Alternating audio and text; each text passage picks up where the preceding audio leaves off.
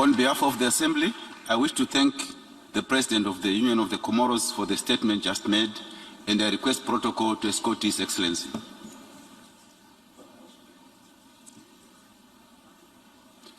The Assembly will hear an address by His Excellency George Mani Weah, President of the Republic of Liberia. I request protocol to escort His Excellency.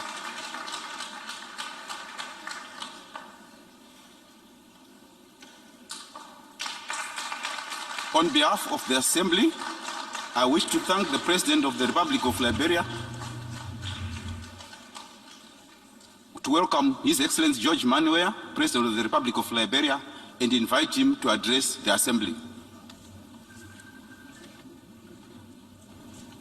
His Excellency Saba Korosi, President of the 77th United Nations General Assembly, His Excellency Antonio Guterres, Secretary General of the United Nations, Excellencies, Heads of State and Government, distinguished delegates, ladies and gentlemen.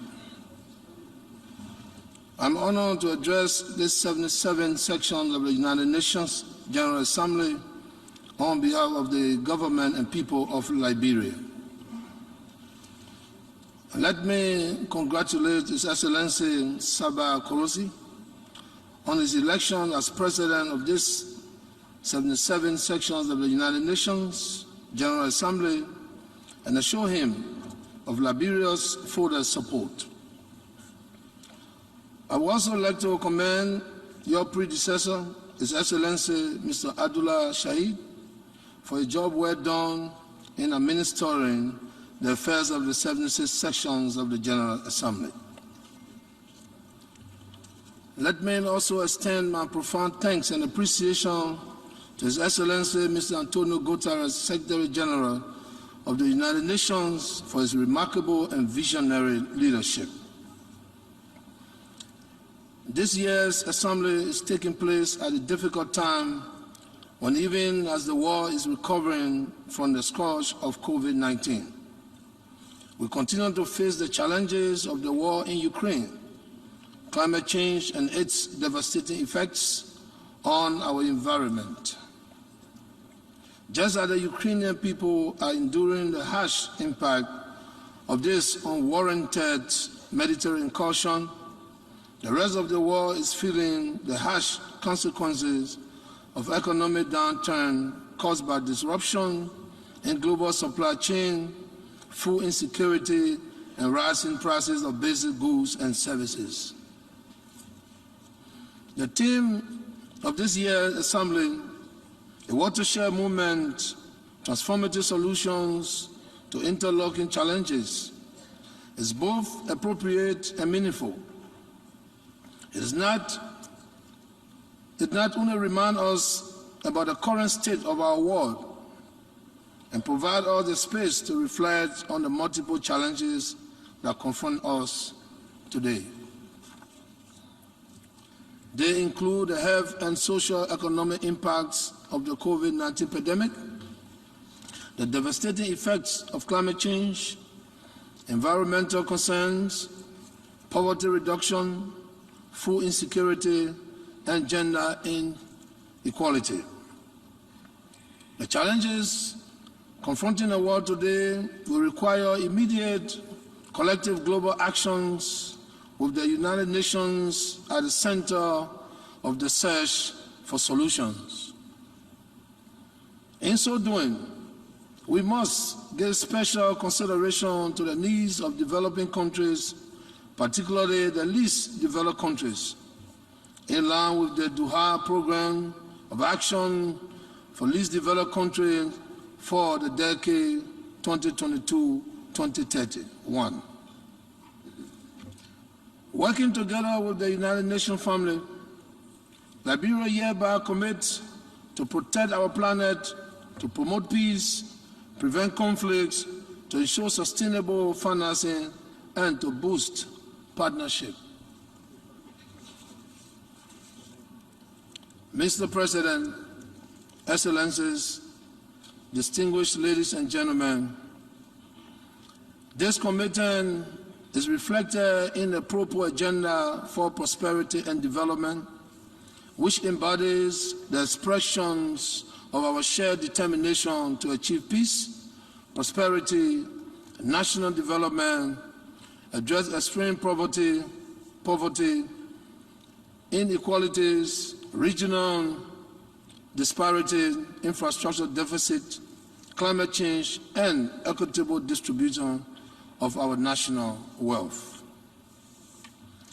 Given Liberia's youthful populations of more than 60%, my government initiated a youth rehabilitation and empowerment program, the Socio-Economic Empowerment of Disadvantaged Youth Project, between 2019 and 2021, with the subsequent launch of a $13 million national fund drive for the rehabilitation and empowerment of at-risk youth in Liberia.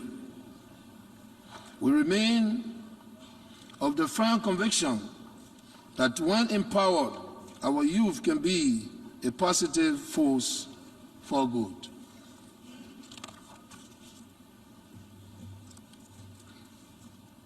As Liberia Feminine in Chief, women empowerment and the promotion of gender equality remain key priorities of my government.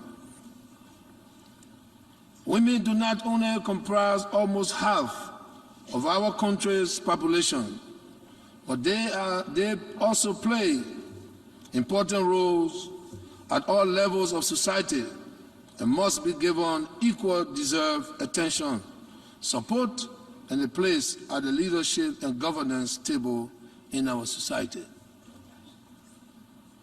To this end, we have developed a legal framework, including the ratification of regional and international instruments to address gender inequality, which are being carried out as a result of social, cultural perception, practices, and stereotypes that support male dominance and the subordination of women. I would like to inform you that my government, together with the UN partners, is implementing the EU Spotlight Initiative to end violence and harmful traditional practices against women and girls and promote their sexual and productive health and rights. Furthermore, the government of Liberia is currently implementing a $50 million ECOWAS-funded project to enhance the capacity of female entrepreneurs.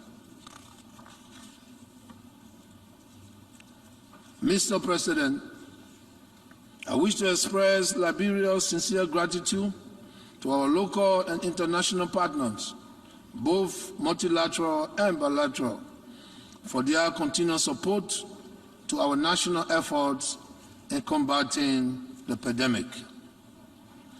As a result of that support, Liberia is well on its way to achieving herd immunity, hopefully by the end of this year, with 67% of the population already fully vaccinated.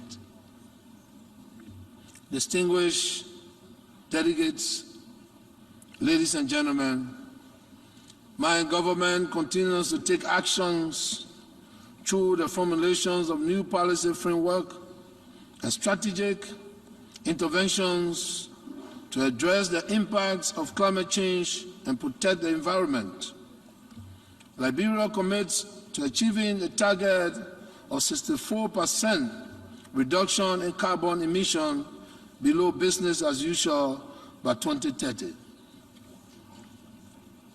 We anticipate that the United Nations Climate Change Conference in Egypt, COP27, will provide the opportunity to accelerate actions towards the goal of the Paris Agreement and the UN Framework Convention on Climate Change. Mr. President, Excellencies, sustainable development can take place only in a peaceful and secure environment.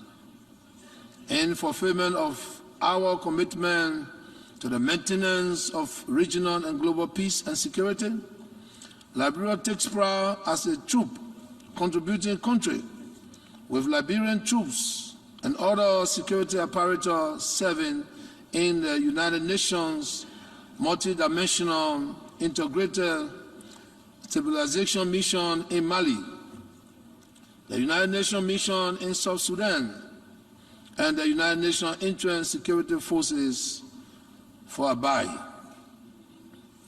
We thank the United Nations and our bilateral, international, multi-bilateral partners for the support we continue to receive in facilitating our contribution to global and regional peace and security.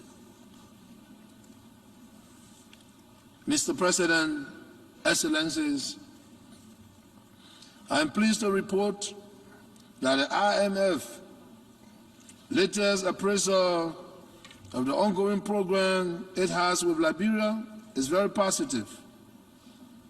It shows that inflation rates have been significantly reduced.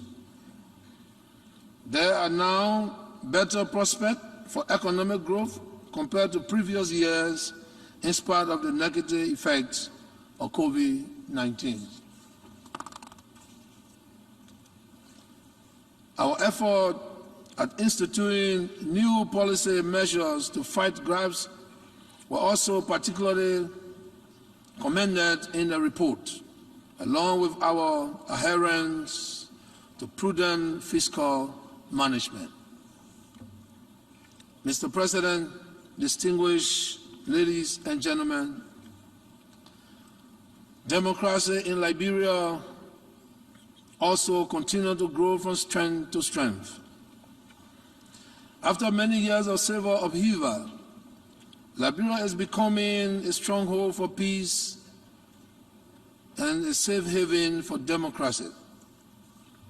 This is because we have taken actions in the last few years to build and strengthen democratic institutions such as the press and the Liberian judiciary.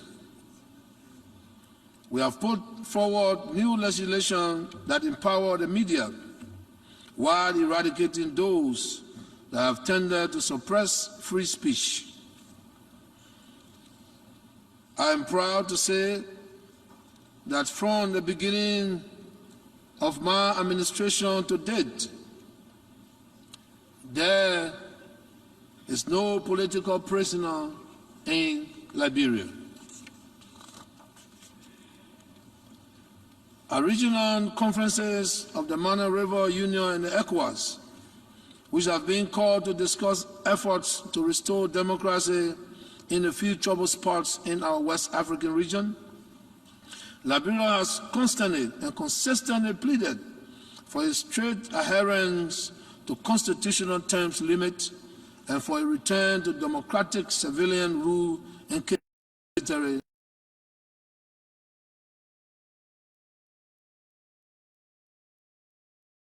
and legislative elections in October 2023. The forthcoming election will be crucial to consolidating our democracy. In this regard, I wish to underscore my government's unwavering commitment to ensuring that an enabling environment continues to exist for the conduct of peaceful, free, fair, transparent, and inclusive elections. This is in keeping with my commitment to ensure that the democratic will of the Liberian people is respected at all times. In the run-up to the 2023 elections, it is incumbent upon all prospective candidates to avoid the incitement of violence and any other behavior that could deprive the Liberian people of the peaceful space that they need to freely exercise their franchise and freely express their political will in choosing their leaders. We must let the people decide, and then we must respect their decision. This is indeed the true essence of democracy. Mr. President, Excellencies, if we must advance common good of humanity, the implementation of the 2030 Agenda and the attainment of the Sustainable Development Goals, then international cooperation must be given primacy, and the principles of solidarity must have its rightful place.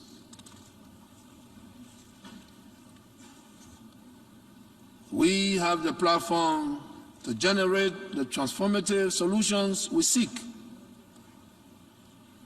The world is watching. Our people are watching. And we must now seize the moment, confront the challenges, and collectively endeavor to lift the poor from poverty and hunger, sickness and disease, and ensure progress, development, and prosperity for all. At the same time, we must protect our planet, guarantee and maintain global peace, security, and stability. Mr. President, we must pursue efforts to make the United Nations more efficient, more effective, more inclusive, more accountable, and more suited for the purpose. I thank you. On behalf of the Assembly, I wish to thank the President of the Republic of Liberia for the statement just made, and I request protocol to escort His Excellency. The Assembly will hear an address by His Excellency Hassan Sheikh Mohamud, President of the Federal Republic of Somalia. I request protocol to escort His Excellency.